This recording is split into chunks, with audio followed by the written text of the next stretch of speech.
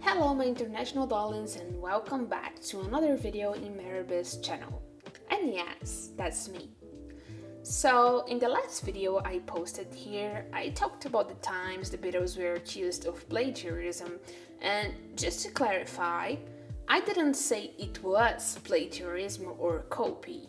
My intentions with that video, and with this one too, is to expose the accusations and facts. That's why the copied is in quote-unquote, by the way. Personally, I don't really think all of them were plagiarism, but my opinion doesn't really matter in this, since I'm just talking about the controversies that already exist. And another thing, I didn't and will not include more than 7 seconds of a song because if I do this, YouTube can delete my video due to copyright infringement. With no further explanations, let's talk about the 5 bands that were accused of copying the Beatles. Number 5. Panic at the Disco. I've got to admit that I was really surprised with this one.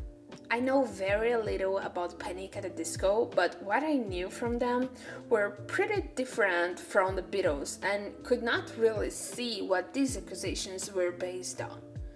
But with some research, I realized that the critiques were not to the band as a whole, but to a very specific album called Pretty Odd. Pretty Odd were accused by some music critics to be a Sgt. Pepper's dump show. And just like Sgt. Pepper itself, the 2010s album was considered a very bold move from the band since it was nothing like their previous work.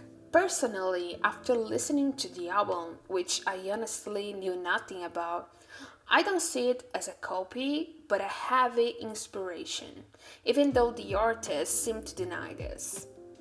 Even the purpose of both albums look very similar, just like the Beatles consider masterpiece, Pretty Odd seemed to be a career-changing album.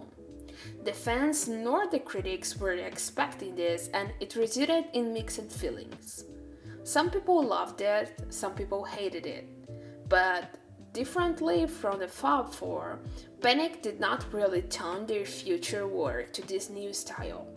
Instead, they went back for the style of their previous work, Fever You Can't Sweat Out. The comparisons are somehow valid. As I said before, both were considered risky career choices, but that's not the only thing they have in common. Pretty Odd follows the same circus-like style as Sgt. Pepper's, and not only the songs, but the visual identity of both albums are pretty similar. The piano knows something I don't know, and I have friends in holy spaces sound like Lost Beatles demos, but the most intriguing one for me was 9 in the Afternoon. That sounds a lot like A Day in the Life. The video clip seems to have some 60s references too, but as I said before, to me it does not sound like a copy, but like a respectful reference. Let's listen briefly to A Day in the Life and 9 in the Afternoon.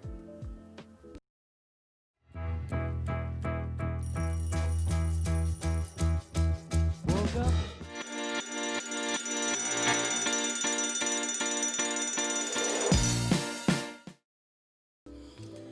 Number 4. The Monkees. If I could describe the Monkees in my opinion, and just to remember I'm no professional in music, I would say they are the artificial, made-in-laboratory Beatles. Don't take me the wrong way, I acknowledge their team were very talented and had some great songs. But for me, they are the proof that music is not only about talent, but also about originality and style. For those who don't know, the Monkees started like a fake band. Bob Rafelson and Bert Schneider tried to reproduce what they thought was the success formula of the Beatlemania, but in a TV show. They interviewed more than 400 boys to play the roles of the band members, and most of them were even musicians or actors. The chosen members ended up being 2 musicians, Peter Tork and Mike Nesmith, 1 actor, Mickey Dolenz, and 1 boy who didn't know how to act nor play any instruments, Davy Jones. The songs were written and played by other professional musicians and the boys barely sang them. But despite that, they worked for the TV in the United States, and people liked them so much that they started to produce real albums, make presentations, and even give interviews to other TV channels. But as musicians, they weren't original. They weren't even musicians when they started the band. As Lennon said, they had their own scene and it wasn't a competition since their purpose were very different.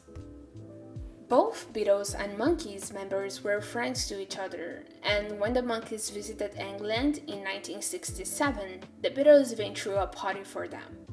George even said once, "It's obvious what's happening here. There's talent there. And they're doing a TV show. It's difficult, sure, and I wouldn't be in their shoes for the world." Even though they admire each other's works, we can't deny the similarity. Since their misspelled name to the songs that seems to be yeah yeah yeah pastiches, they looked and sounded very, very alike. The YouTube channel Classic Hits made a very interesting mashup with Purple Black Rider and I'm a Believer. Let's listen to it.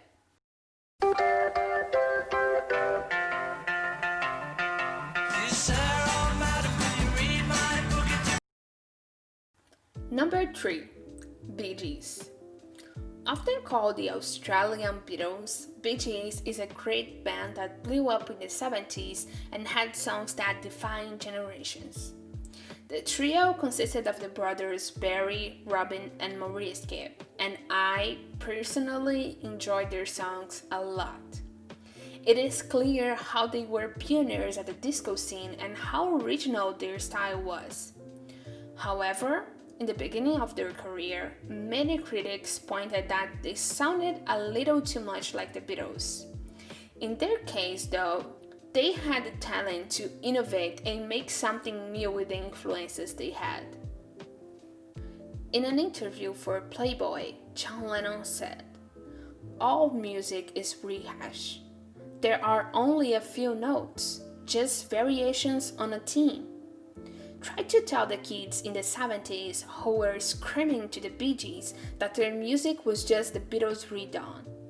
There is nothing wrong with Bee Gees. They do a damn good job. There was nothing else going on then." A fun fact, John Lennon gave Maurice his first drink, a whiskey and coke, and he used it to go out and get hammered with Ringo, since they were very good friends.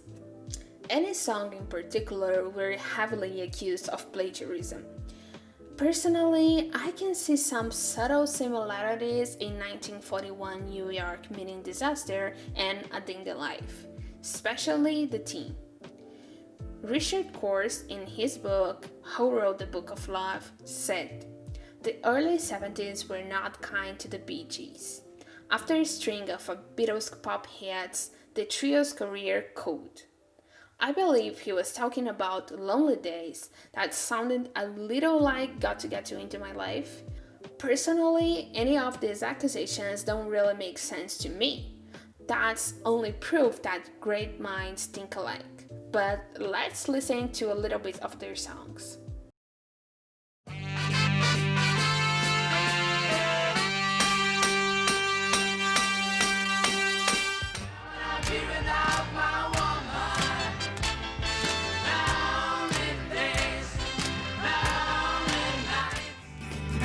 I don't wanna spoil the party, so I'll go. I would hate my disappointment. Have you seen my wife, Mr. Jones? Do you know? Number 2. Oasis. To Paul McCartney, Oasis' biggest mistake was saying they were bigger than the Beatles. Oasis were young, fresh, and writing good tunes, McCartney told GQ magazine. "I thought the biggest mistake they made was when they said, 'We're going to be bigger than the Beatles.' I thought, so many people have said that, and it's the kiss of the dad. Be bigger than the Beatles, but don't say it. The minute you say it, everything you do from then on is going to be looked at the light of that statement." and I can only imagine how harsh it sounded to the Gallagher brothers since they were declared Beatles fanboys. Noel even said later that he probably was high when he said that, but I'm not sure they were high during the productions of many of their works that sounds a lot like the Beatles. And once again, I'm not trying to disrespect Oasis. As I said in the last video, my boyfriend is a huge fan of them, and in 2018, Noel Gallagher came to my city and I surprised my boyfriend with a pair of tickets to his concert. I put them into an ultrasound exam and he almost passed out thinking I was pregnant. Not only that, but Who Built the Moon is probably one of my favorite albums, and Noel's solo work is really original and I love to listen to it. With that being said, I couldn't agree more when people say Oasis were Kenneth Beatles. Honestly, every time I tried to listen to some Oasis album, I could catch bits of the Beatles songs and would get annoyed by it. The end of She's Electric is a classic one. The song already sounded great, original, and very well written. Why would you finish then with literally the same end of With a Little Help from My Friends? It makes no sense to me. That's not the only ripoff they did. The opening piano riff of Don't Look Back in Anger is very, very similar to the opening piano riff of John Lennon's 1971 solo hit, Imagine. And It's Out of Time, that even includes a Lennon's voice record, had a piano part very alike to Old Dirty Road and Jealous Guy. In Do You Know What I Mean, there is literally a line saying, "The fool on the hill and I feel fine."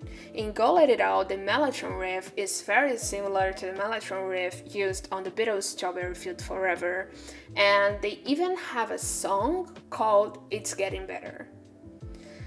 And I'm not even going to list the numerous references to the Beatles lyrics in Oasis lyrics. There is already a nice video about it on YouTube, which I will link in a card.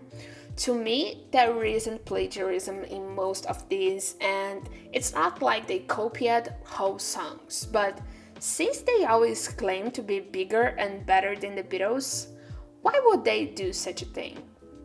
Liam said once that Oasis did better in 5 years what the Beatles did in 8. Pretty bold for someone who admittedly tries to impersonate Lennon's voice. Well, let's listen to the song so we can take our own conclusions.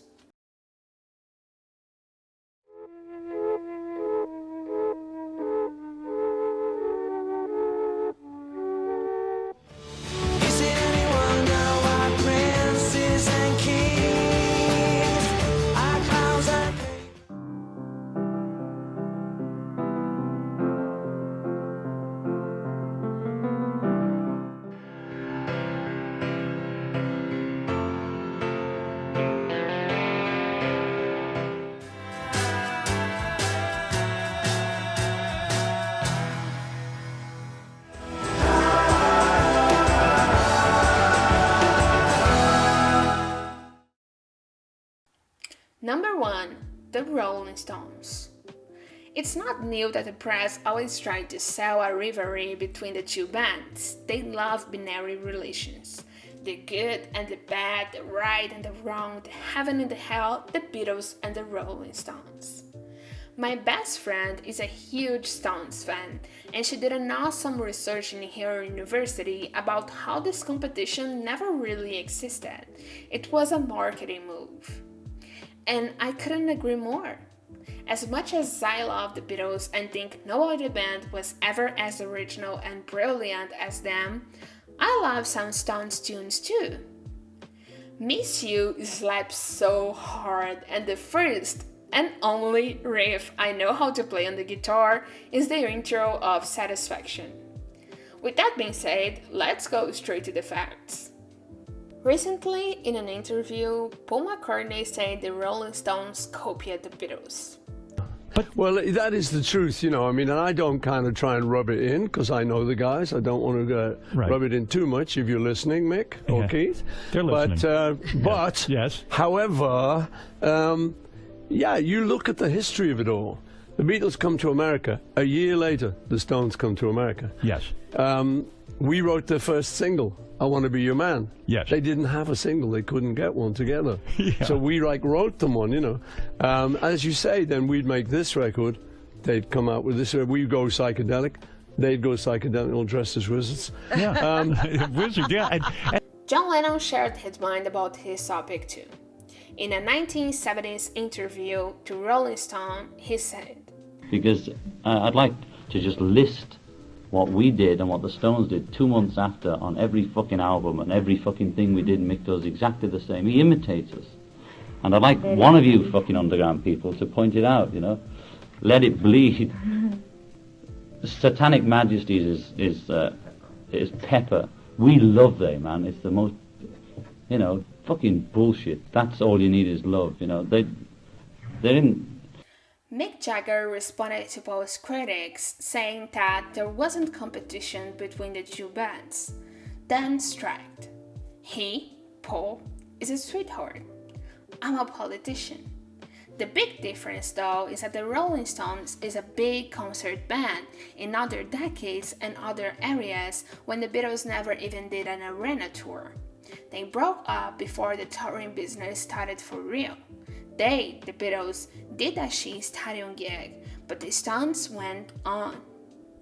Keith Richards also talked about the Sgt. Pepper's versus Satanic Majesties polemic in a 2015 interview.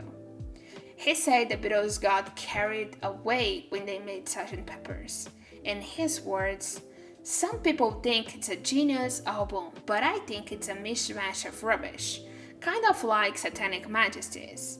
Oh, if you can make a load of shit, so can we."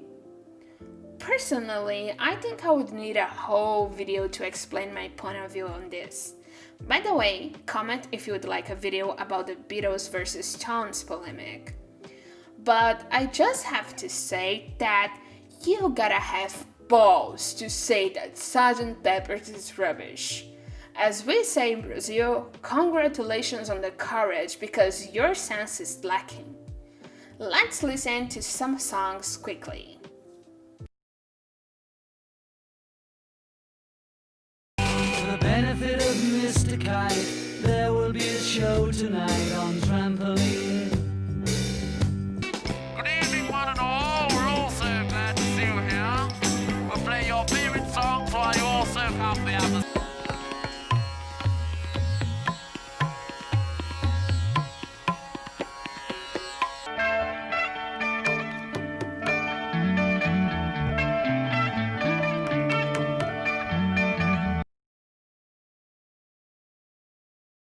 And that's it, my international darlings, enough polemics for today. I want to say once again that I'm not accusing any band of plagiarism and that most of the cases here are just heavy references and influences. Honestly, I just searched about the topic and reproduced my research for you guys in a video format. It doesn't mean that any of these bands actually copied them. I just shared a piece of my mind based on facts, and I hope none of you take it personally. Thank you for watching this video. Make sure to press the thumbs up button and share with a friend that you think might like it too. Subscribe to become a certified international darling. I don't know what that is, but it sounds cool, right? If you watched this video until now, please comment Big Balls Keith. I post videos every Friday, so you already know when to come back for more. Comments are always open for critics and suggestions. I see you guys in the next video. Bye bye!